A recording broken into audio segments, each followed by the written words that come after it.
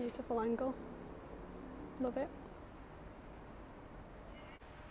It's 7:30 in the morning, which is not that early, I know, but it's early for me because normally I can just get up when I want and take my time. Normally I'm at home now just kind of writing a to-do list for the day, having a coffee, but I'm having a coffee, so that's good.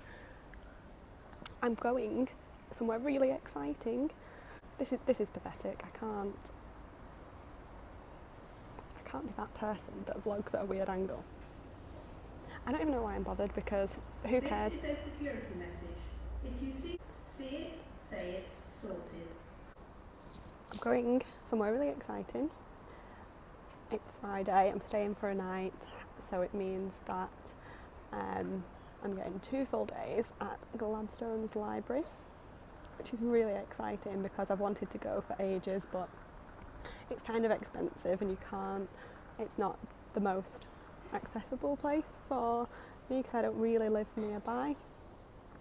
But university had a scholarship opportunity to go, and you kind of had to write an application on why you deserve to go. And I was like, please, can I go? I've got to finish my thesis and I just need focus. So they were like, yeah, fair enough. So that's good. It sounds trivial, but when you're trying to focus on something so intently, like every other task that normally you just do feels like a really big deal. Like everything feels like you're wasting time. You could be writing your thesis, you could be doing something, you could be making some notes, you could be editing your bibliography. And the thought of kind of like cooking something or walking to the shop for milk or going to the doctor's or just something normal that you would do feels like, I've not got time. So I'm hoping that the 48 hours at Gladstone's library feels almost like a few days at home would, because it's going to be intense focus, no distractions, and plus the environment's going to be scholarly, which I'm excited for. Plus, who doesn't want to study in a nice library anyway? So I'm aware that people are listening to me right now, probably thinking, who's she talking to?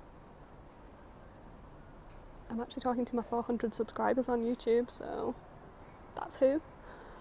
So I'll update you on my journey and I'll let you know what it's like when I get there.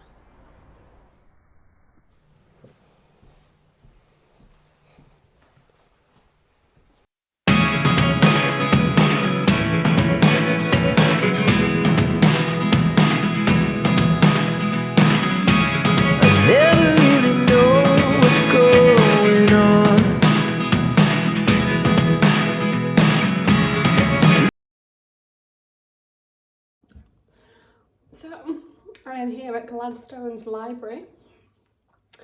I've actually been here now 24 hours. I've had a night's sleep. I was really tired because I kind of had to travel here, and then I spent the whole day working in the library. When I got back to my room, went down for some dinner, came back up and was like, I think it's bedtime. So I did plan to kind of talk you through what it's like at Gladstone's last night, but now it's the morning. I have to check out at 10 and it's currently 9:30, so I can't chat for ages, but I do get access to the library all day till 10 p.m, so I will leave this evening.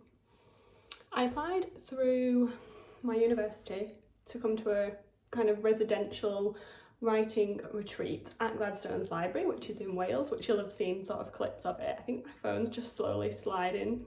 It is. Let me fix you. I've got this case on my phone that I love, but it's like made of a weird material and it just like won't rest on anything. It's probably going to do it again in a minute. But yeah, my university have funding pots maybe sometimes where they offer scholarships and retreats or residentials at Gladstone's. And I've applied a couple of times but never actually got it, but I think they felt sorry for me this time because I'm handing my thesis in so soon. And I was like, I need this quiet, I need the time to just get my edits sorted. And so I got an email to say that I'd been successful. Oh, it's sliding again. So yes, I got an email to say I'd been successful, and then I kind of left it for a bit and then panicked thinking I actually do need to book this stay. So I emailed them to check if they were, literally on Monday, I emailed them to check if they were available this Friday, and they replied really kindly and said, yeah, there's a room available on Friday, you can come for a night and you get access to the library for 2 days. And I was like, okay, let's just go, let's just do it. So my main plan while I was here was to kind of edit. I'm quite far into the edits of my thesis at the moment, but it was to edit the full thing and make a list of anything that needs a little bit more TLC. So I thought I can't go with all these goals, these massive goals to finish my thesis, because I'm just going to come away disappointed. I'm not going to achieve that. So I have got a rough plan, and I'd say that I am on track to finish the full thesis today and leave Gladstone's with a list of things that need to be done.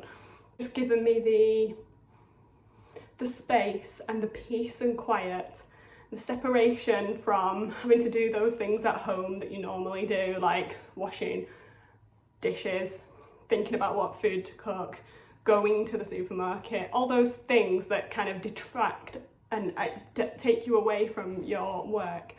I've not had to do any of that here. So although it's only going to have been 48 hours, you're probably more productive in those 48 hours than you are in a few days at home. I also kind of feel like while I've been here, time hasn't really existed. I'm not constantly checking the clock. I'm not thinking, oh, do I have to have this done by a certain time? I'm just in the library, working away, setting timers on my phone still to make sure I have breaks. But yesterday I was in the library for like 5 hours straight, went out for a little walk, and then I did 3 more hours, and I would never do that at home. I normally get distracted.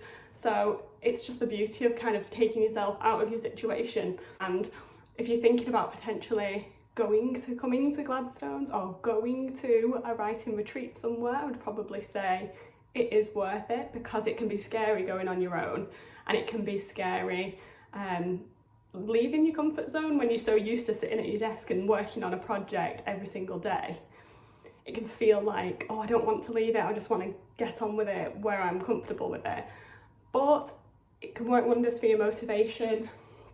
My supervisor texted me saying, I hope you're feeling the Gladstone's productivity magic, and I was like, that is exactly how to describe it. It feels like there's some sort of magic.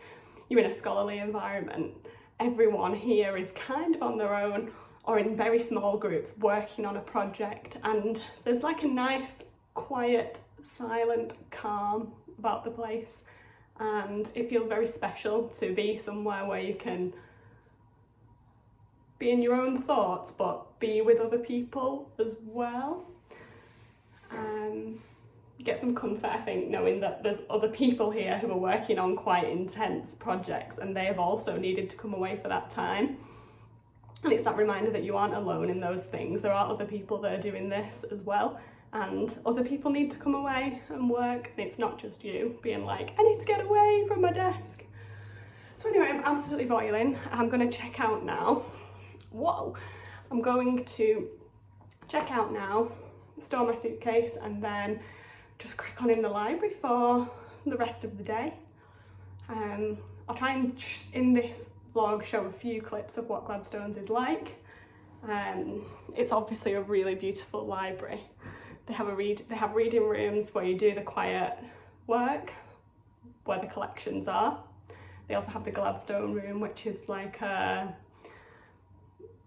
kind of like a lounge, and it's really got comfortable sofas, and it's got a fireplace, and it's just a reader's dream. So you can work in that room as well if you didn't want complete silence. There's a little bit more going on in that room.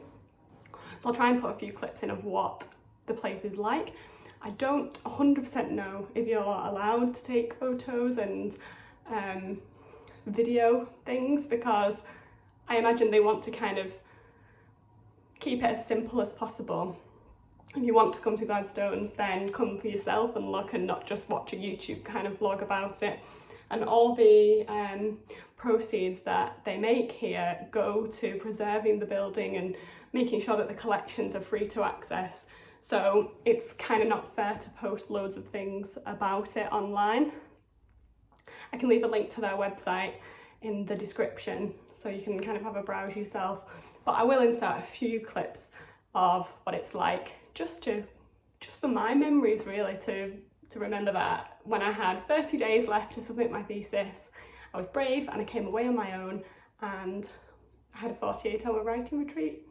So anyway, less talking, more writing. See you later.